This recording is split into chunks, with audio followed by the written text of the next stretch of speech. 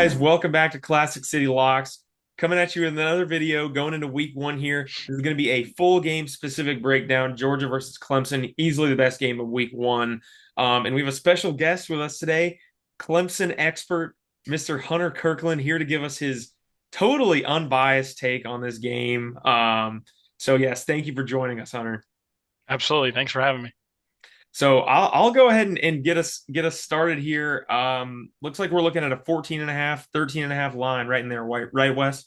Yep, that's right. Started out at 14 and a half and it's crept down to 13 and a half. So a little bit of money is going towards Mhm. the Clemson Tigers and to that two touchdown spread there. Yeah, it looks like a big spread, but a lot of people like Georgia here.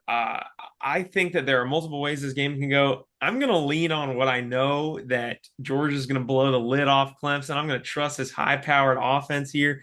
Quarterback Carson Beck, he's developed, ready to go. And while we may have lost Brock Bowers, Lad McConkey, you got guys like Oscar Delp, love it, good guys who contributed to this team last year. Have the best coach in the country behind them, and Georgia has the best defense in the country. They're going to give Beck time, and we know that Clemson's defense has problems, especially with the deep ball. We know Beck can air it out. I think that the Dogs are going to pull away early. They're upset that they didn't make the playoff. We saw them murder Florida State. It's going to be a long afternoon for the Clemson Tigers in Atlanta. For Hunter's Clemson Tigers. What do you have to say about it? I think the game is interesting to me. I think that there's a lot of hope right now in Clemson, South Carolina. Everything that's coming out of camp and all the forums is very positive. I think, that you could chalk that up to being the propaganda wheel, the arm of the Dabo Swinney coaching in Clemson, South Carolina it's always going to be positive. But I certainly think that there's, kind of like Mike mentioned, to beat Georgia it's going to be a tall order, and I think that is across the board for any team that Georgia plays this season. But I think Clemson has a few key newcomers that are coming in that are going to be difference makers, especially in the receiving core. I mean, we've got four-star Bryant Wesco, who's definitely going to get some PT. He's been a standout during spring camp and into fall camp. He's getting a lot of buzz. People are talking about him. The same things with TJ Moore. They're both listed as number two receivers on the depth chart right now for Saturday, which is impressive because they're both true freshmen. Coming out of high school, TJ was a 5-star. Bryant was a 4-star. But I mean, the thing about the Tigers that I think is a big difference maker is, one, our defense is not, you can say Georgia's number one defense, and I think that, there's plenty of stats to back that up, but the Tigers defense is no slouch. Clemson's had a good defense for as long as, the playoff has been around. We've been a perennial contender in that regard. We've had top 10 defenses for the past, 5 or 6 years, 7 years. And that's not going to change this year. Our defensive front is young. They're all talented. They're really good.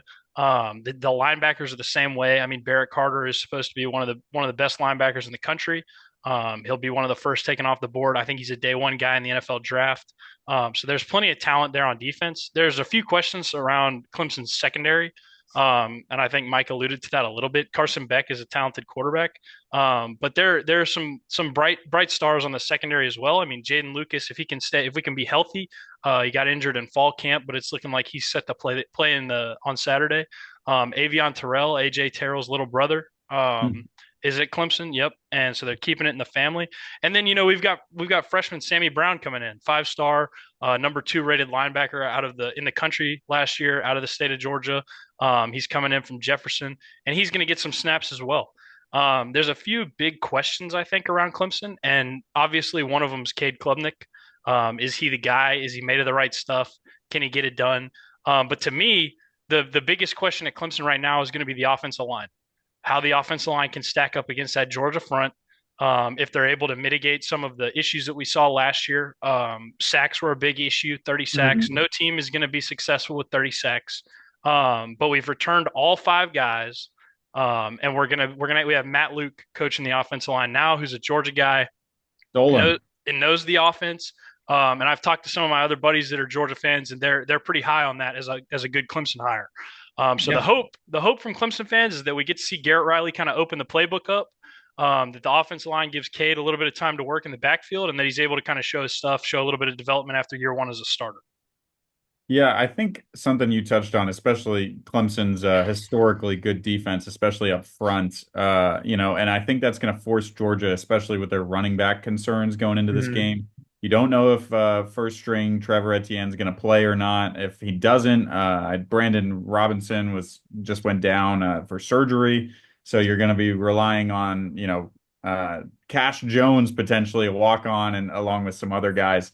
So you're gonna have to air the ball out, and I think that Carson Beck has proven that he can do that. Georgia's offense last year and the year before with years before with Stetson Bennett, they're more prone to throw the ball than you might think. And I Mhm. think this one's an interesting one because Georgia doesn't have to play to their best abilities to win here. I think Clemson's got to come to Georgia. They got to bring the game to the Dogs. And if they do, then you're gonna find yourself in a shootout. But I think if Georgia just stays cool, calm, collected, like Carson Beck especially, then I think they'll be okay kind of going into that third, fourth quarter. I'm with Mike here.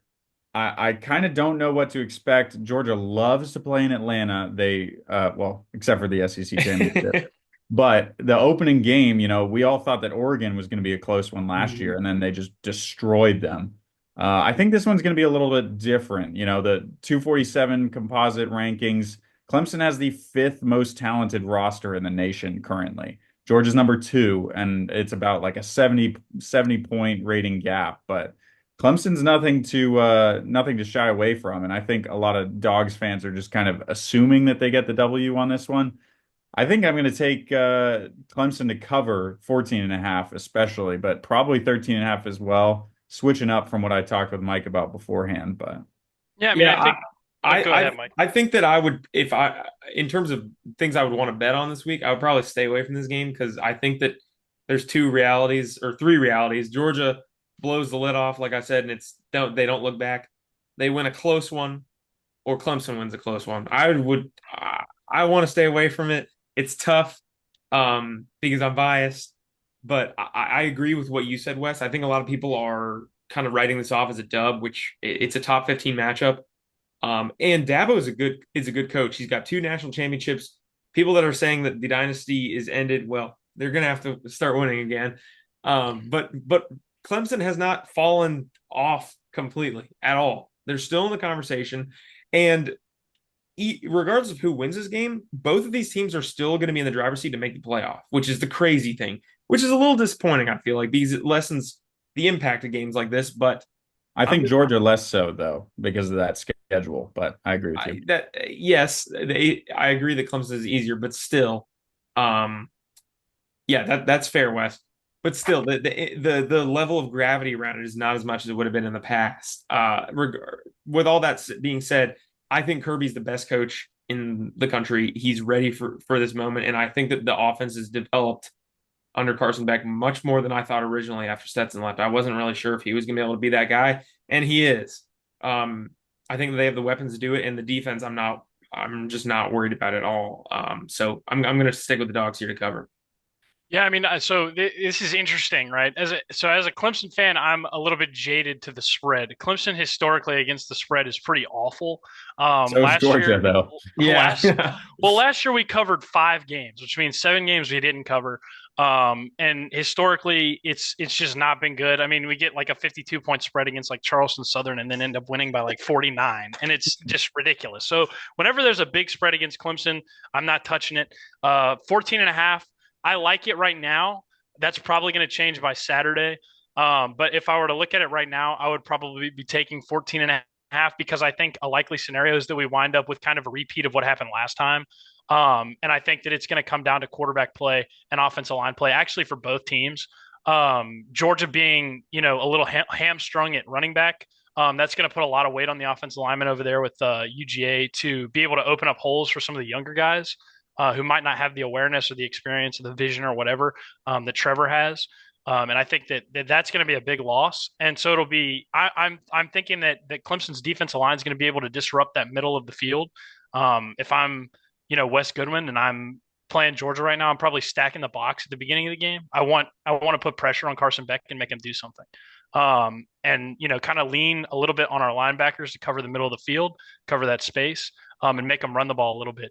But that's gonna come down to whether or not our safeties are there. I think our safeties are solid, but our corners are kind of hit or miss a little bit right now. So it's that's gonna be the difference maker for sure.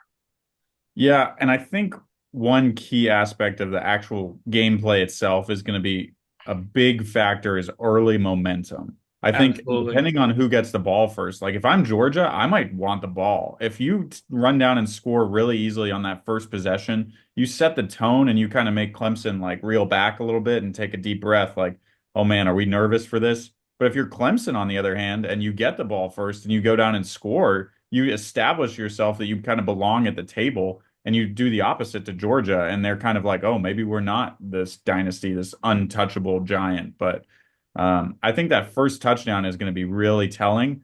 But also wouldn't be surprised if this one kind of turns into a slugfest like the game 2 years ago between these two teams, and you see a lot of field goals happen. So I don't know. It'll be interesting.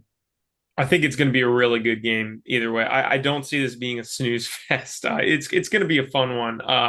And I agree with you, Wes. Got to set the tone early out of the gate here. If you're Georgia, can't get caught sleeping. Can't be thinking, oh, we've been here. We smacked Oregon around. We beat LSU up in here in the SEC championship a couple years ago. No, you got to set the tone early. You got to make sure that what does Kirby say? Like, not going to be hunted. Got to Hmm. get in there, establish that you know there are questions at running back, things like that, but you have the pieces to get this done. Same with Clemson. You got to show confidence. We've been here, we've won before, and we're not going away quietly. Yeah, I mean, I think you keep bringing up the Oregon game, and I respect to Dan Lanning and what he's got over there. I think playing anybody in the South or the Southeast is going to be a little bit different than playing Pac-12 football. I think that Oregon's got a solid program, but Clemson, anybody, you got Georgia could be playing UNC this weekend, and I think that it would be a bigger game just because of what football means to people down in the South, to people in this part of the country, and let's not forget the history and the tradition that's in this game. I mean, for forever and ever. Georgia and Clemson played a home and home. It was called the Border War. I think Georgia fans want that back. I know Clemson fans want that back. And, there's a lot of history there. I mean, Herschel Walker never scored a touchdown in Death Valley. He didn't do it. He's Georgia's best player of all time. He never scored a touchdown in Death Valley. That's crazy. I can't imagine how that could be. But maybe it's There's a because lot of of directions we could go with yeah, that one. maybe Maybe another day. maybe it's because of Clemson's fantastic defense that's going to show up on Saturday, but who knows? Not me. But I think that that's certainly something to think about. I mean, the game is important to both teams, and it's important to both fan bases. And a lot of the times, the way Clemson's been moving right now, there have been times where I've been on the phone with my dad or my friends or whoever it may be, and I'm like, man, I sure hope they care about this game as much as I do. And I hope that the Clemson Tigers come out and play like they care about Saturday as much as I do. I mean, I want to win. I want to win every game all the time. And I especially want to beat Georgia. And I hope that the Clemson Tigers come out and smack the Dogs right in the face and drive it right down the field and shove that football where the sun don't shine and make the Dogs like it. And that's exactly what's going to happen. And we're going to win by a touchdown. Calling it right now. Hunter, I appreciate you because you just changed my mind. I'm now locking in Georgia minus 14 and a half. Give me Let's the go. extra point. I'll take it. That's enough to make anybody turn their coats. Also, I would like to say, I can't believe you didn't mention this earlier. If anybody's at the game, all three of us are going to be there. Oh, That's yeah. true. We Yeah. are Oh, yeah. ready. We are hyped for football. It's going to be a great opening game. I, I'm I will say the Georgia Bulldogs are undefeated with both members of Classic City Locks in That is attendance. true. So That is true. I can't say the same about Clemson. The last Clemson game I went to was South Carolina, I was where about we to say. lost at home. oh, So maybe I should stay away from Mercedes-Benz, but I don't think that the Avengers could keep me away from that stadium. So Well, Hunter, thank you for joining us. I hate that you're gonna have to make the trek down there to watch them lose, but we really appreciate you joining us. We're excited. It's gonna be a great game, start of a great season. Let us know in the comments below what you think. Who's right? Who's wrong? Who's gonna get this dub? Set the tone for the season for these two powerhouse programs. So, thanks again for tuning in. We'll see y'all next week.